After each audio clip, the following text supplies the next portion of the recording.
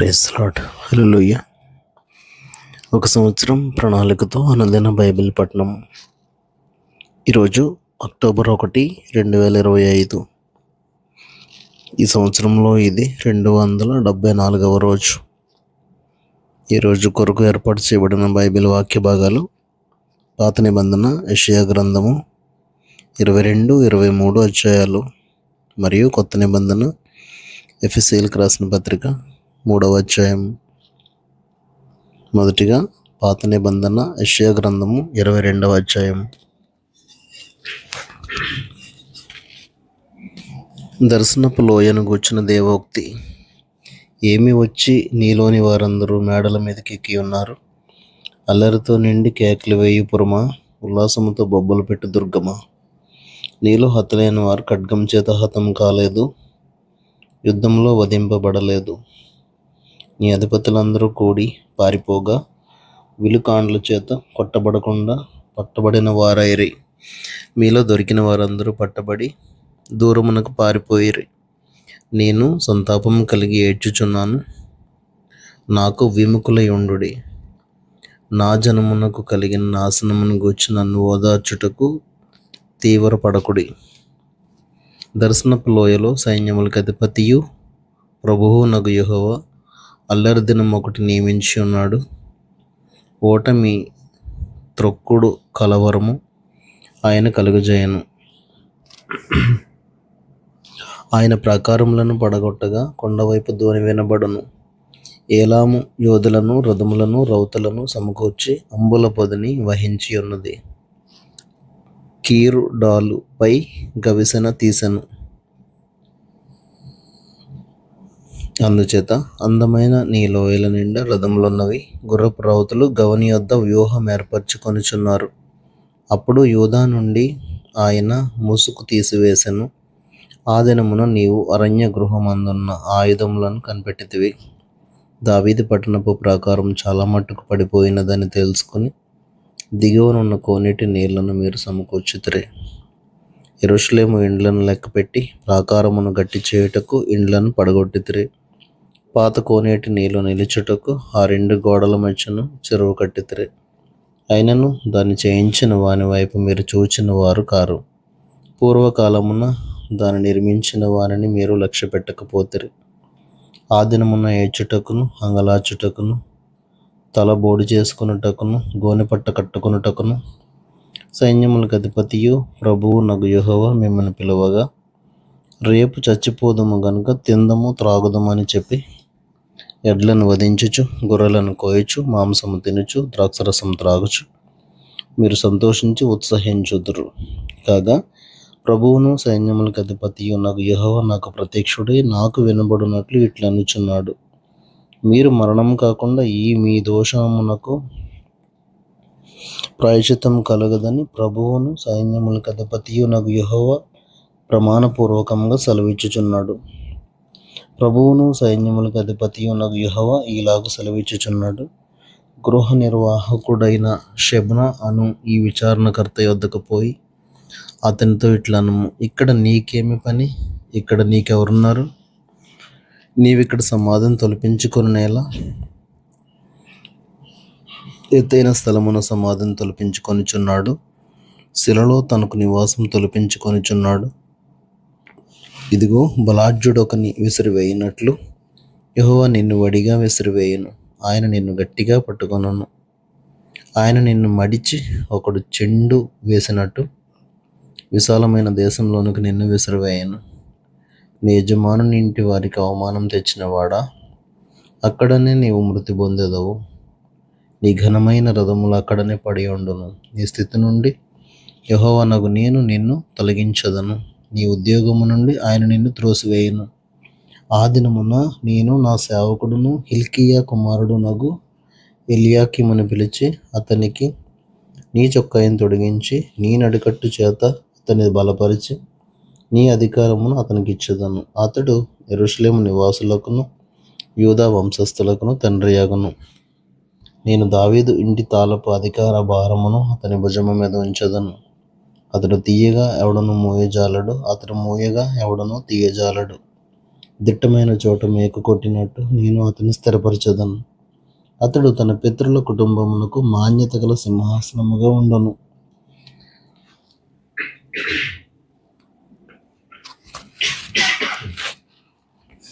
గిన్నెల వంటి పాత్రలను, బుడ్ల వంటి సమస్తమైన చిన్న చెంబులను, అనగా అతని పితరుల సంతాన సంబంధులకు పిల్లజల్లందరినీ అతని మీద వేలాడించెదరు. సైన్యములకు అధిపతియగు యెహోవా ఇలాగ సెలవిచ్చుచున్నాడు. ఆ దినమున దిట్టమైన చోట స్థిరపరచబడిన ఆ మేకు ఊడదీయబడి తెగవేయబడి పడును. దాని మీదనున్న భారము నాశనమగును. ఇలాగ జరుగునని యెహోవా సెలవిచ్చి ఉన్నాడు. యెషయా గ్రంథము 23వ అధ్యాయము. తూరును గూర్చిన దేవోక్తి. తర్షీషు ఓడలారా అంగలార్చుడి.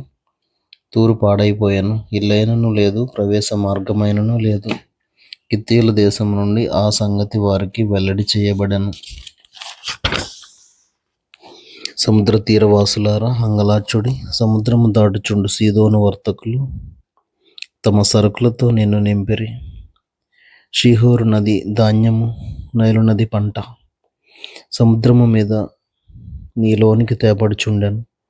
తూరు వలన జనములకు లాభం వచ్చను. సీదోను సిగ్గుపడము, సముద్ర దుర్గము మాట్లాడుచున్నది. నేను ప్రసవ వేదన పడని దానను, పిల్లలు కనని దానను, యవనస్తులను పోషింపని దానను, కన్యకలను పెంచని దానను. ఆ వర్తమానము ఐగుప్తీయులు విని తూరును గూర్చి మిక్కిలి దుఃఖింతురు. తర్షీషునకు వెల్లుడి, సముద్ర తీరవాసులారా అంగలార్చుడి. నీకు సంతోషం కలుగజేసిన పట్టణం ఇదేనా? ప్రాచీన కాలమున నుండిన పట్టణం ఇదేనా? పరదేశ నివాసం చేయుటకు దూర ప్రయాణం చేసినది ఇదేనా? దాని వర్తకులు రాజసమానులు, దాని వ్యాపారులు భూనివాసులలో ఘనులు. కిరీటములు నెచ్చుచుండు తూరుకు ఇలాగు చేయనెవడు ఉద్దేశించను. సర్వసౌందర్య గర్వాతిశయమును అపవిత్రపరచుటకును, భూమి మీదనున్న సర్వఘనులను అవమానపరచుటకును సైన్యములకు అధిపతియగు యెహోవా ఇలాగు చేయనుద్దేశించను. తర్షీషు కుమారి, నీ దేశమునకిక నడికట్టు లేకపోయెను. నైలు నది ప్రవహించినట్లు దాని మీద ప్రవహించుము. ఆయన సముద్రము మీద తన చేయి చాపెను, రాజ్యములను కంపింపజేసను. కనాను కోటలను నశింపజేయుటకు యెహోవా దాని గూర్చి ఆజ్ఞాపించాను. మరియు ఆయన, సీదోను కన్యక, చెరపబడిన దానా, నీకికను సంతోషముండదు. నీవు లేచి కిత్తీముకు దాటిపోము, అక్కడనైనను నీకు నెమ్మది కలగదు. ఇదిగో కల్దీయుల దేశమును చూడము, వారికను జనముగా ఉండరు. అష్షూరీయులు దానిని అడవి మృగములకు నివాసంగా చేసి ఉన్నారు. వారు కోటలు కట్టించి దాని నగరులను పడగొట్టి ఉన్నారు. తర్షీషు ఓడలారా అంగలార్చుడి, మీ దుర్గం పాడైపోయాను. ఒక రాజు ఏలుబడిలో జరిగినట్లు తూరు ఆ దినమున 70 సంవత్సరములు మరవబడును. 70 సంవత్సరములు అయిన తరువాత వేశ్యల కీర్తనలో ఉన్నట్లు జరుగును. ఏమనగా, మరవబడిన వేశ్య, సితారా తీసుకుని పట్టణంలో తిరుగులాడుము. నీవు జ్ఞాపకమునకు వచ్చినట్లు ఇంపుగా వాయించుము. అనేక కీర్తనలు పాడుము. 70 సంవత్సరముల అంతమున యెహోవా తూరును దర్శించును. అది వేశ్య జీతమునకు మరలా భూమి మీద ఉన్న సమస్త లోక రాజ్యములతో వ్యభిచారం చేయును. వేశ్య జీతముగా ఉన్న దాని వర్తక లాభము యెహోవాకు ప్రతిష్ఠితమగును. అది కూర్చబడదు, దాని నిధిలో వేయబడదు. యెహోవా సన్నిధిని నివసించు వారికి సంతుష్టి ఇచ్చు భోజనమునకును ప్రశస్త వస్త్రములకును ఆ పట్టణపు లాభము ఆధారముగా ఉండను.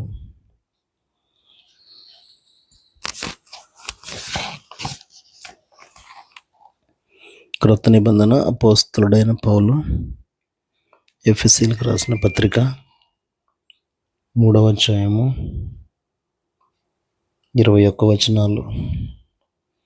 ఈ హేతువు చేత అన్యజనులైన మీ నిమిత్తము క్రీస్తు యేసు యొక్క ఖైదీనైన పౌలను నేను ప్రార్థించుచున్నాను.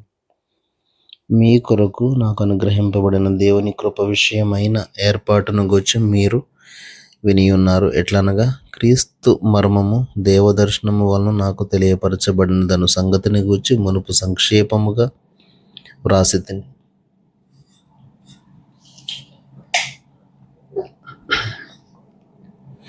మీరు దానిని చదివిన యెడల దానిని బట్టి ఆ క్రీస్తు మర్మమును గూర్చి నాకు కలిగిన జ్ఞానం గ్రహించుకొనగలరు. ఈ మర్మం ఇప్పుడు ఆత్మ మూలముగా దేవుని పరిశుద్ధులకు అపోస్తలులకును ప్రవక్తలకును బయలుపరచబడి ఉన్నట్టుగా పూర్వకాలముల యందు మనుషులకు తెలియపరచబడలేదు. ఈ మర్మం ఏదనగా అన్యజనులు సువార్త వలన క్రీస్తు యేసునందు యూదులతో పాటు సమాన వారసులను, ఒక శరీరమందలి సాటి అవయవములను, వాగ్దానముల పాలివారులనై ఉన్నారన్నదియే. దేవుడు కార్యకారియగు తన శక్తిని బట్టి నాకు అనుగ్రహించిన కృపావరము చొప్పున నేను ఆ సువార్తకు పరిచారకుడనైతిని.